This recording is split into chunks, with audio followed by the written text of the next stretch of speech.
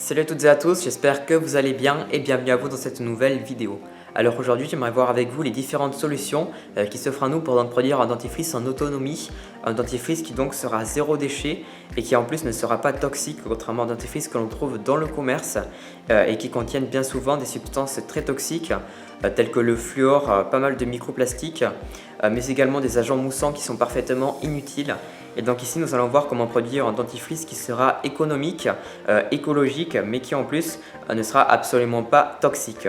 Revenons sur les bases, pourquoi se brosser les dents.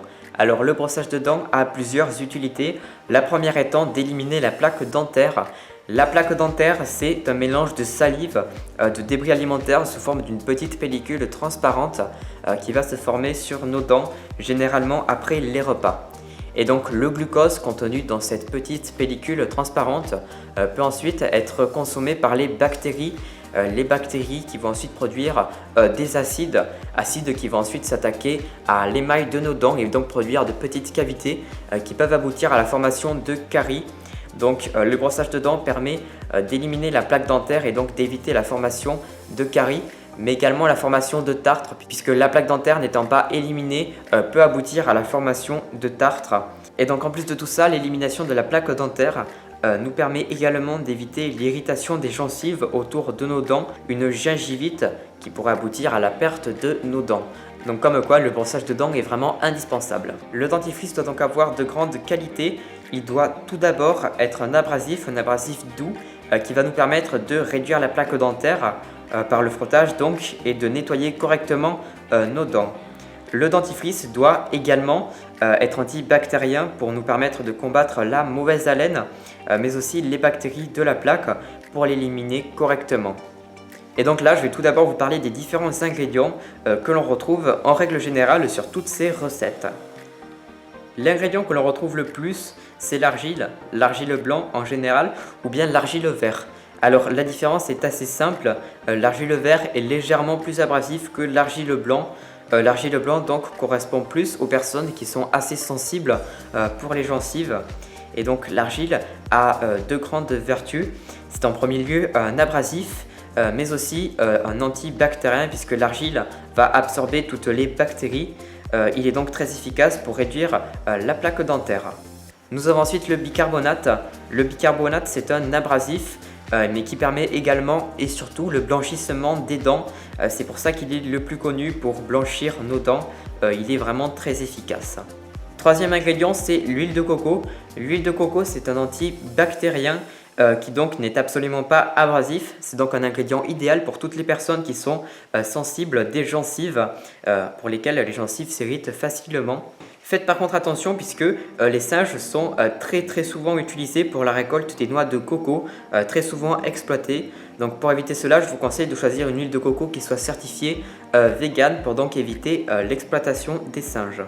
Le savon de Marseille, c'est le cinquième ingrédient et c'est également mon préféré. Il est détergent, antiseptique et cicatrisant. Et en plus de tout ça, c'est le seul ingrédient que l'on puisse utiliser tout seul à partir donc du bloc de savon en frottant simplement la brosse à dents contre celui-ci avec un petit peu d'eau.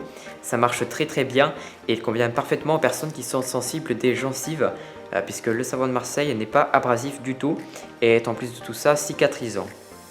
Il faut faire attention à la provenance du savon de Marseille puisqu'il y a un nombre absolument fou de contrefaçons en supermarché. Donc si possible, essayez de le commander sur internet en prenant de grosses quantités pour payer moins cher la livraison. Je vous conseille moi le site Marius Fabre qui produit uniquement des savons de Marseille à l'huile d'olive, sans huile de palme donc, et qui vend des savons qui sont très abordables puisqu'au final en prenant de grosses quantités, le savon de Marseille revient très peu cher. Voici maintenant plusieurs recettes de dentifrice que j'ai pu trouver. Donc la première, c'est un dentifrice avec de l'argile et avec du bicarbonate. Donc c'est un dentifrice avec des ingrédients qui sont très peu chers. Ce dentifrice donc contient 3 à 4 cuillères à soupe d'argile blanche ou d'argile verte qui est un petit peu plus puissant et une cuillère à soupe de bicarbonate de soude avec 5 gouttes d'huile essentielle de menthe ou de citron. Donc ce sont des huiles essentielles qui ont des vertus antiseptiques et qui en plus sont vraiment utiles pour parfumer le dentifrice. La seconde recette nous permet de produire un dentifrice qui est légèrement moins abrasif que le premier et alors il faut 2 cuillères à soupe d'huile de coco. 2 cuillères à soupe d'argile blanche ou d'argile verte et 5 gouttes d'huile essentielle de menthe ou de citron. La troisième recette, c'est une recette qui contient tous les ingrédients que l'on a vus précédemment, qui est donc moyennement abrasive, avec 2 cuillères à soupe d'huile de coco, 2 cuillères à soupe d'argile blanche ou d'argile verte, 1 cuillère à soupe de bicarbonate de soude et 5 gouttes d'huile essentielle de menthe ou de citron. À présent, je vous propose de passer au dentifrice que l'on peut produire nous-mêmes en autonomie. Alors tout d'abord, il faut savoir qu'il y a très peu de recettes que l'on peut produire en autonomie sur internet. Je n'en ai personnellement pas trouvé. On trouve surtout des recettes qui sont zéro déchet, mais jamais avec des composants que l'on peut produire à 100% nous-mêmes. En revanche, j'ai trouvé une recette qui s'approchait un petit peu de cela, une recette tirée d'un livre de Rika Zarahi avec donc 2 cuillères à soupe d'argile, 2 cuillères à soupe de plantes, 1 cuillère à soupe de menthe et 1 cuillère à soupe de thym. Donc cette recette est composée de 2 ingrédients, un antibactérien, les plantes, et un abrasif doux, l'argile. Ce sont les 2 composants que l'on retrouve toujours dans les recettes qui sont utilisées pour faire du dentifrice. Et donc partant de ce constat, on peut aisément concevoir des recettes à partir donc d'un abrasif doux et d'un antibactérien. Pour ce qui est de l'abrasif doux, il y a très peu d'ingrédients qui sont produisables en totale autonomie. Le seul abrasif doux que j'ai pu trouver, c'est la cendre de bois. La cendre de bois est très utilisée par les pratiquants du bushcraft. Par contre, on trouve très peu d'informations sur son niveau d'abrasivité. Donc je vous recommande de tester avec modération, voire même de supprimer si vous constatez une irritation de vos gencives.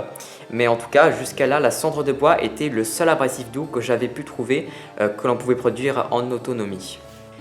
Et pour ce qui est de l'antibactérien, c'est beaucoup plus simple. Il existe énormément de plantes qui ont de telles propriétés et qui donc sont utilisables pour la fabrication de nos dentifrices.